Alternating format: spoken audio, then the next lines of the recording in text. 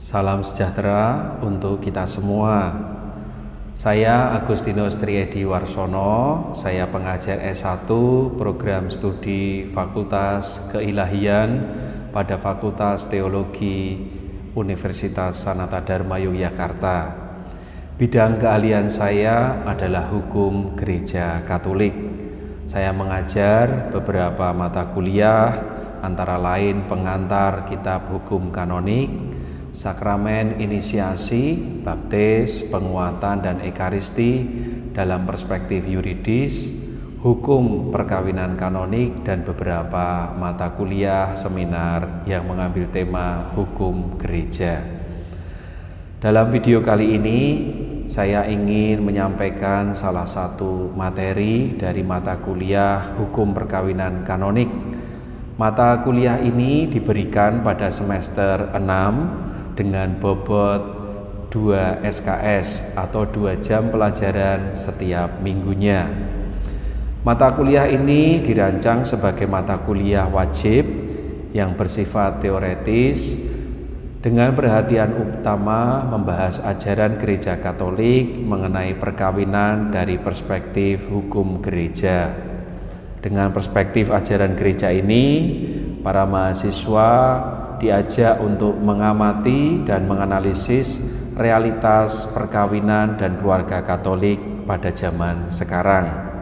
Di satu sisi ada idealisme tertentu mengenai kehidupan perkawinan dan keluarga Kristiani seperti yang telah ditandaskan di dalam kitab hukum kanonik tahun 1983 dan juga dokumen-dokumen gereja yang relevan.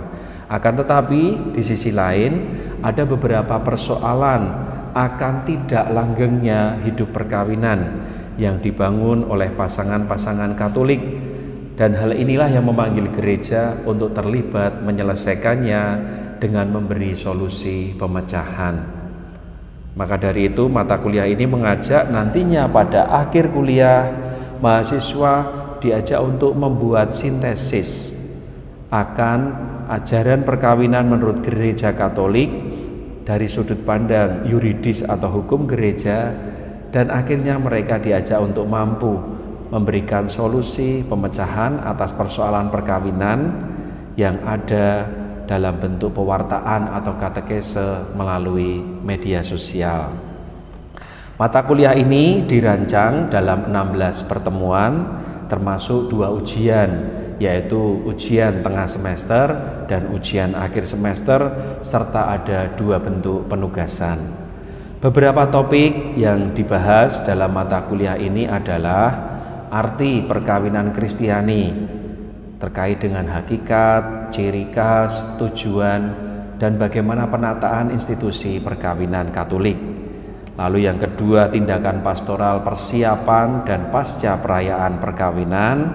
Lalu yang ketiga berkaitan dengan validitas atau keabsahan perkawinan Katolik, akibat-akibat dari perkawinan itu sendiri, dan yang terakhir lebih kepada solusi yuridis dan pastoral atas kasus-kasus atau persoalan perkawinan yang terdiri dari pernyataan nullitas perkawinan, pemutusan ikatan perkawinan, dan pengesahan ikatan perkawinan.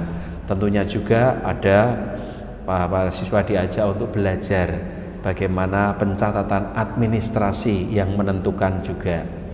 Buku yang digunakan dalam pengajaran mata kuliah ini ada beberapa. Tentunya buku yang wajib dan utama adalah buku kitab hukum kanonik tahun 1983 ini, edisi revisi resmi bahasa Indonesia. Lalu yang kedua ada buku perkawinan Katolik menurut kitab hukum kanonik yang ditulis oleh Robertus Rubiatmoko.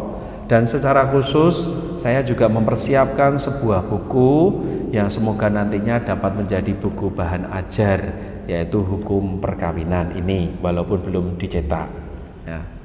Strategi perkuliahan yang ditempuh adalah dengan kuliah tatap muka atau tutorial learning yang dipadukan dengan diskusi dan juga dialog, tanya jawab, serta penelitian sederhana di lapangan untuk mencari persoalan hidup perkawinan, dan pada akhirnya mahasiswa membuat video pewartaan atau katekese.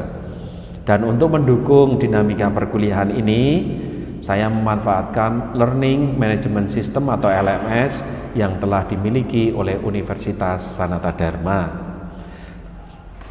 Untuk penilaian, saya masukkan sebagai item antara lain kehadiran dan partisipasi sebanyak 2%, ujian tengah semester 30%, ujian akhir semester juga 40%, lalu ada tugas pribadi 13% dan tugas kelompok ada 15%. Sekarang mari kita simak video rekaman perkuliahan yang mengambil topik validitas atau keabsahan perkawinan Katolik yang diberikan pada pertemuan perkuliahan yang ke-9. Selamat pagi mahasiswa-mahasiswa yang terkasih. Kita akan mulai perkuliahan kita dengan doa singkat. Saya minta bantuan Ersa untuk memimpinnya. Romo dan teman-teman, sebelum kita mulai perkuliahan pada pagi hari ini, kita berdoa. Dalam Bapa dan Putra dan Roh Kudus. Amin. Allah Bapa yang Maha Kasih, kami mengucap syukur kepadamu atas segala yang telah Kau berikan kepada kami, sehingga pada pagi hari ini kami mampu kembali dalam perkuliahan ini. Berkatilah dinamika kami, sehingga apa yang kami pelajari, apa yang kami diskusikan dapat berguna bagi kehidupan kami di masa yang akan datang. Ini semua kami lakukan mengaturkan Yesus Kristus Tuhan kami. Amin. Kemuliaan kepada Bapa dan Putra dan Roh Kudus, Seperti pada permulaan, sekarang, selalu, dan sepanjang segala abad. Amin. Bapa, Putra, dan Roh Kudus. Amin. Baik, terima kasih Ersa. Pada pertemuan kali ini dalam perkuliahan kita akan melihat terlebih dahulu apa yang sudah kita pelajari pada pertemuan yang lalu, yang hari ini akan kita lanjutkan pada perjumpaan perkuliahan yang ke-9 ini.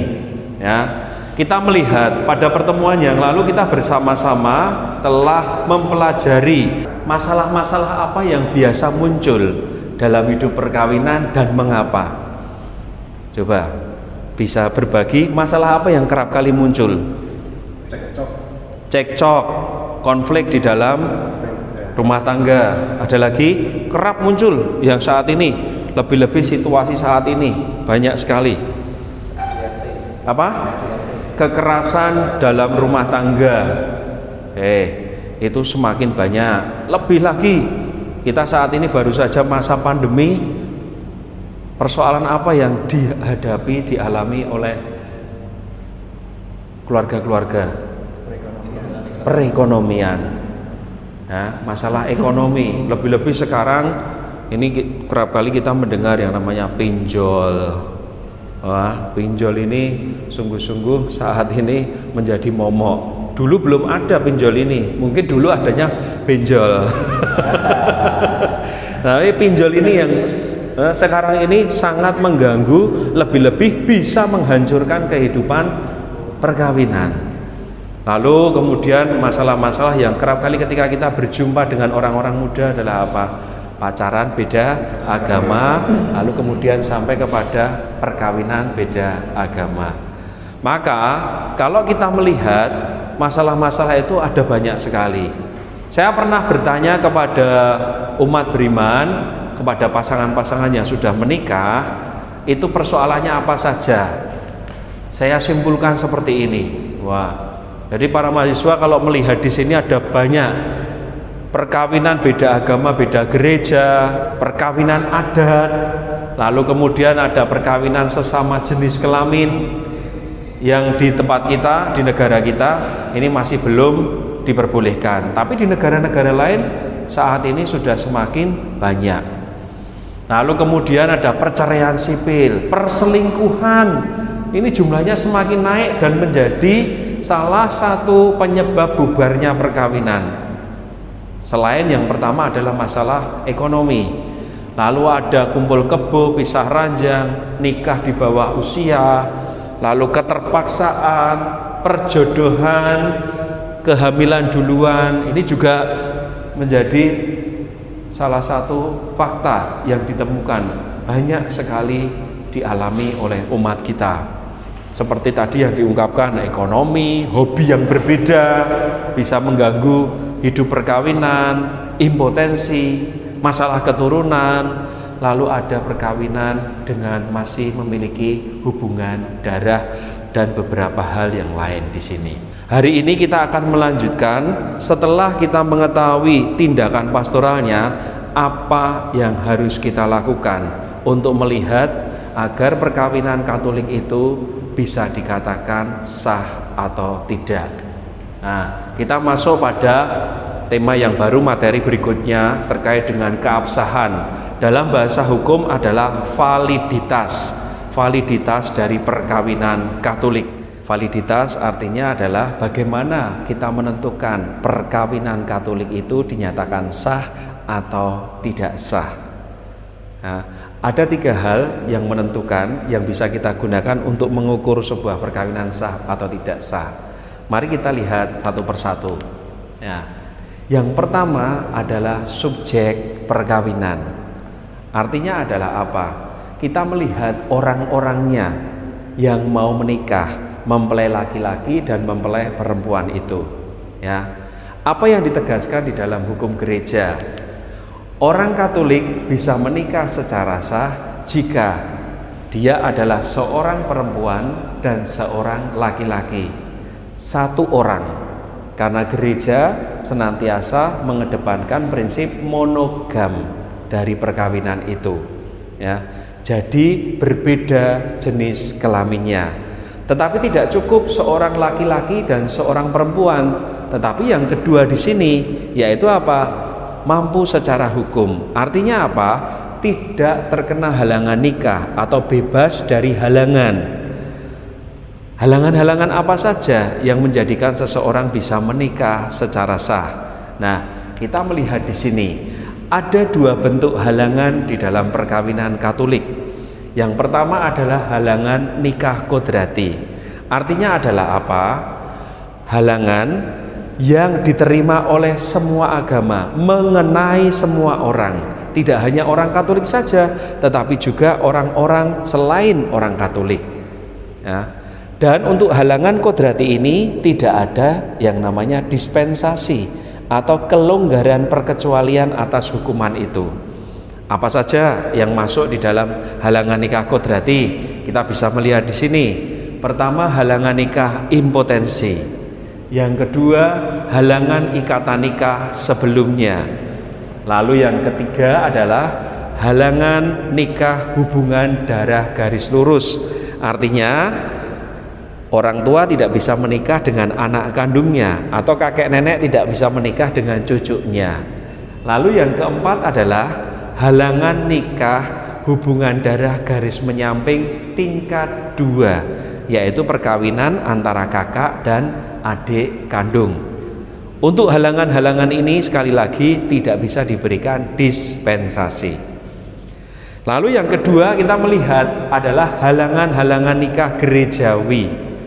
Yang namanya gerejawi berarti halangan ini ditentukan oleh otoritas gereja yang berwenang. Dalam hari ini adalah pemimpin tertinggi paus. Dan untuk halangan nikah gerejawi ini hanya mengenai orang Katolik dan mereka yang mau menikah dengan orang Katolik ini. Dan karena halangan ini bersifat gerejawi, gereja juga bisa memberikan dispensasi jika seseorang terkena halangan ini, tentunya dengan alasan yang wajar dan masuk akal. Halangannya apa saja? Kita bisa melihat ada 9 halangan yang diatur di dalam halangan-halangan nikah gerejawi, mulai dari halangan nikah usia atau umur, halangan nikah beda agama, lalu mereka yang ditahbiskan atau mengucapkan kaul kekal publik kemurnian, lalu penculikan, pembunuhan, ada di sana hubungan semenda, kelayakan publik, serta yang pada bagian akhir adalah pertalian hukum yang disebabkan karena adopsi. 2 halangan ini patut menjadi perhatian kita untuk mengukur apakah seseorang itu terkena halangan nikah atau tidak. Apakah ada pertanyaan bisa dipahami dari teman-teman? Silakan. Mau menanyakan terkait dengan halangan nikah beda agama. Itu bagaimana menurut pandangan kitab hukum kanonik. Baik. Dan ini adalah persoalan yang kerap kali ditemui di tengah umat kita, ya kan? Orang Katolik pengen menikah dengan orang non baptis. Non baptis itu siapa? Orang Islam, Hindu, Buddha, Konghucu, agnostik, ateis atau aliran kepercayaan tertentu. Kita mengatakan itu adalah orang-orang yang non baptis atau tidak dibaptis. Perkawinan seperti itu masuk dalam perkawinan beda agama. Apakah dimungkinkan di dalam gereja? Memang dikatakan di sana pada poin 2 itu adalah bagian dari halangan nikah beda agama. Artinya apa? Gereja Katolik menghalangi, tidak memperbolehkan orang Katolik menikah dengan orang non-baptis. Akan tetapi ini adalah halangan nikah gerejawi, bisa dimintakan dispensasi. Syaratnya adalah apa? Supaya mendapatkan dispensasi, yang pertama, pihak Katolik harus setia pada imannya dan menjauhi bahaya-bahaya resiko yang mengganggu imannya. 2, pihak Katolik berjanji sekuat tenaga untuk mendidik dan membaptis anak yang dilahirkan dari perkawinan mereka. Yang ketiga, nah ini menarik, pihak non baptis diberitahu, hanya diberitahu loh ya. Rumusan di dalam kitab hukum kanonik hanya mengatakan diberitahu saja bahwa ini loh pasanganmu yang Katolik mempunyai janji seperti ini. Harapannya bisa terpenuhi bersama-sama. Dan yang keempat, mereka berdua diberikan katekese atau pengajaran tentang perkawinan Katolik. Berarti boleh atau tidak? Boleh. Di dalam gereja Katolik diperbolehkan. Bahkan itu dalam arti lain gereja Katolik memberikan wadah supaya orang bisa menikah secara beda agama. Tetapi sekali lagi bukan berarti ketika orang yang mau menikah dengan orang Katolik secara beda agama lalu kemudian harus menjadi Katolik. Tidak. Gereja sangat menghormati iman kepercayaan agama masing-masing, tetap dengan agamanya masing-masing, tidak mengubahnya sama sekali. Begitu. Baik, kita lanjutkan elemen yang kedua untuk mengukur sah tidaknya perkawinan Katolik, yaitu kesepakatan nikah atau konsensus. Hal ini dapat dilihat melalui janji nikah yang diucapkan antara mempelai laki-laki dan mempelai perempuan. Apa yang ditegaskan? Pertama, perkawinan itu dibentuk oleh janji nikah, oleh kesepakatan nikah di antara mempelai perempuan dan mempelai laki-laki. Ya. Tetapi kesepakatan itu menjadikan perkawinan itu sah jika terpenuhi sifat-sifat dari kesepakatan nikah itu. Sifat-sifat apa saja? 1, sungguh-sungguh. Artinya apa? Seseorang menikah itu dengan kesungguhan hati. Dia ada kehendak untuk menikah, bukan dalam keadaan pura-pura. Artinya apa? Lain di lidah tetapi lain di hati. Di lidah mengatakan ya tetapi di dalam hati mengatakan tidak. Nah, yang kedua, sifat yang menentukan adalah penuh atau total. Artinya apa? Pasangan yang menikah, salah satu atau keduanya, harus menghendaki perkawinan itu dengan segala ciri hakikinya, tujuan perkawinan secara penuh. Tidak ada salah satu unsur yang ditolaknya atau dikecualikan. Ya. Dan yang ketiga, bebas. Artinya apa? Artinya bahwa seseorang menghendaki perkawinan itu dengan penuh kebebasan, tidak ada paksaan, tidak ada ketakutan besar yang berasal dari luar dirinya. Artinya apa pada bagian ini? Orang ketika menikah sungguh-sungguh menghendaki perkawinan itu dan memilihnya secara bebas, bukan karena adanya pihak di luar dirinya yang memberikan ancaman, memaksa, bahkan menakut-nakuti untuk akhirnya mengambil inisiatif dan mengambil keputusan untuk menikah. Sekali lagi, perkawinan menjadi sah jika kesepakatan nikahnya terpenuhi 3 unsur ini, ya kan? Nah, ini adalah konsekuensinya. Konsekuensinya bagaimana?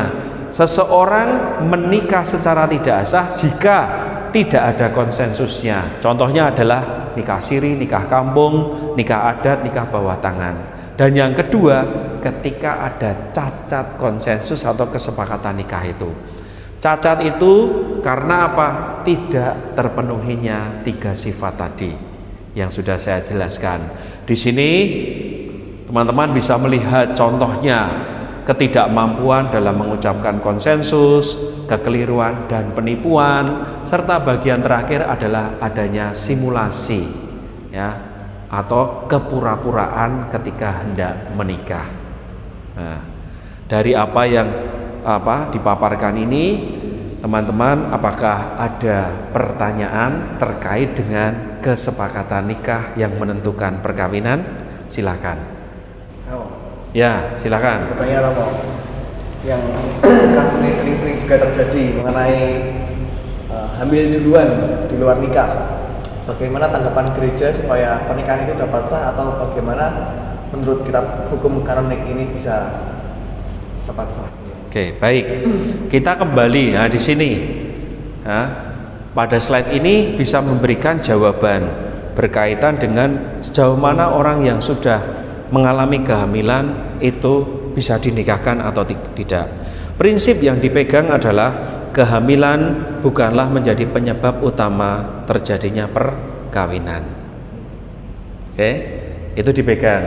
Kehamilan bukan menjadi penyebab utama terjadinya kehamilan. Mengapa? Kalau memaksakan perkawinan tetapi yang bersangkutan sebenarnya tidak siap untuk menikah, tidak ada kebebasan, karena terjadi ancaman, paksaan. Mungkin orang tuanya mengatakan kamu harus menikah karena kamu telah merusak nama baik keluarga. Bisa saja orang tuanya mengatakan bapakmu ini orang tokoh terpandang, kok kamu malah seperti itu. Maka untuk memperbaiki nama baik bapakmu, dan ini adalah aib keluarga, maka kamu harus menikah. Sedangkan kalau ditanya kepada yang bersangkutan apakah dia mau menikah, belum tentu. Maka sekali lagi, orang yang mengalami kehamilan dan mau menikah, kita harus meneliti. Pertama, apakah ada halangan dari perkawinan itu? Contoh, kalau yang menghamili adalah suami orang lain, berarti kan dia masih terikat perkawinan toh. Nah, kalau yang menghamili adalah misal kalau adalah saudara kandungnya sendiri, kan itu halangan kodrati tadi toh. Nah, lalu yang kedua, apakah yang bersangkutan sungguh-sungguh menghendaki perkawinan itu? Artinya apa di sini? Unsur kebebasan itu harus dikedepankan. Orang harus menghendaki perkawinan, dan yang ketiga, paham akan hakikat dan peran sebagai orang tua. Kalau tidak ada, ya lebih baik jangan dulu menikah, tetapi dipersiapkan, dituntun kepada kesiapan sehingga orang akhirnya bisa menikah. Itu yang bisa dilakukan, ya. Tidak bisa kemudian orang yang sangat tertekan, takut sekali, lalu kemudian ya sudah dinikahkan. Saya hanya ingin membuka fakta di pengadilan gerejawi, banyak sekali perkawinan yang bubar karena hal ini. Adanya kehamilan sebelum perkawinan, lalu memaksakan dengan perkawinan, dan akhirnya yang terjadi usia perkawinan itu hanya berapa saat saja. Ya, itu. Nah, kita lanjutkan pada poin yang ketiga, elemen ketiga yang menentukan validitas atau keabsahan perkawinan Katolik, yaitu apa? Tata peneguhan kanonik atau forma kanonika, tata peneguhan nikah. Artinya apa yang ditegaskan di sini? Seorang yang beragama Katolik dapat menikah secara sah jika ia menikah di hadapan otoritas gereja yang berwenang. Siapa saja itu? Ordinaris wilayah, Bapak Uskup, Romo Vikjen atau Romo Vikep. Lalu yang kedua adalah pastor paroki, dan yang ketiga adalah mereka yang mendapatkan delegasi, bisa imam, bisa seorang diakon. Dalam kasus tertentu ketika tertahbis tidak ada adalah awam, umat awam. Tetapi tidak cukup, Tetapi ada poin yang kedua, yaitu di hadapan 2 orang saksi. Harus ada 2 orang saksi, sedapat mungkin Katolik dan juga dewasa. Nah, untuk bagian tata peneguhan kanonik ini sesuatu yang lebih mudah karena aturannya cuma sederhana seperti ini. Ya, maka dari itu inilah yang menentukan bagaimana orang Katolik menikah secara sah dari sudut pandang tata peneguhannya. Nah, dari hal ini, dari poin ini, mungkin teman-teman memiliki pertanyaan atau bahkan ada kasus yang hendak diungkap, dibuka. Silakan. Bagaimana kalau orang Katolik itu menikah di KUA? Orang Katolik menikah di KUA, ya. Secara dari sudut pandang gereja Katolik ya, kita sudut pandangnya adalah perkawinan itu adalah tidak sah, dikatakan tidak sah karena apa? Melanggar tata peneguhan kanonik ini. Ya, dia tidak menikah di hadapan otoritas gereja. Mungkin kalau di hadapan 2 orang saksi iya, tetapi melanggar salah satu hal, yaitu di depan otoritas gereja tidak bakalan. Karena orang Katolik yang menikah secara KUA yang pertama adalah pasti dia kemudian mengucapkan kalimat syahadat. Artinya apa? Menjadi Islam terlebih dahulu. Karena tidak bakalan di KUA itu menikah secara beda agama, harus satu agama.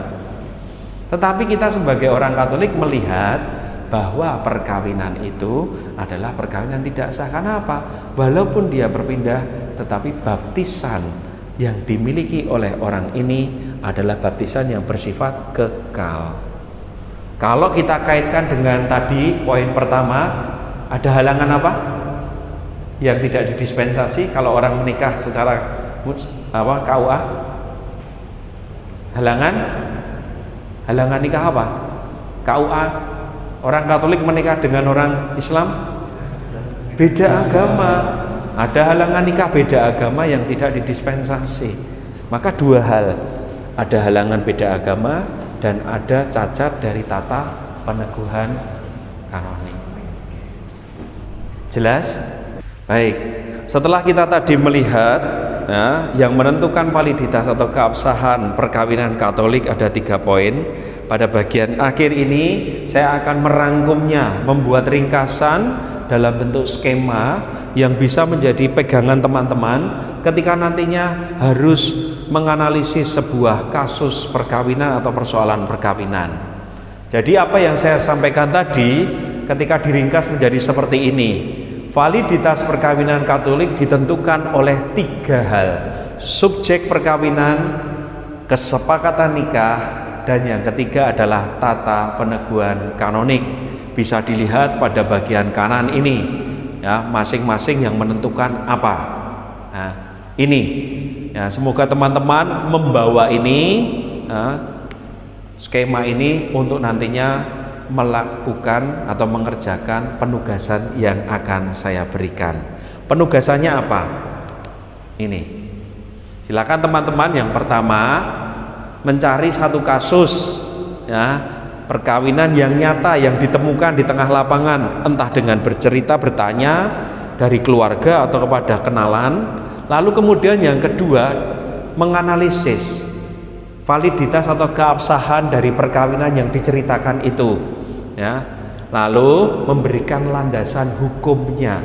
Tadi di dalam penjelasan di slide sudah ada pasal atau kanon-kanon berapa saja yang mendasari pembicaraan kita.